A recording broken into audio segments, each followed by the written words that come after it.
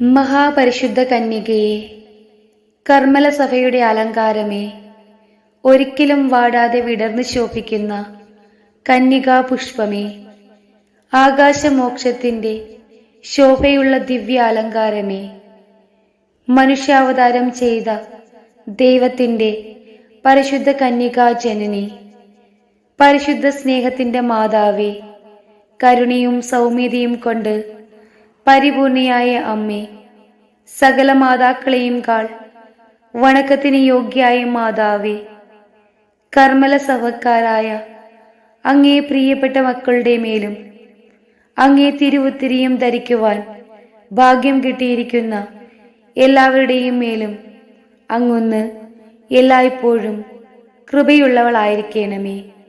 ആമേൻ.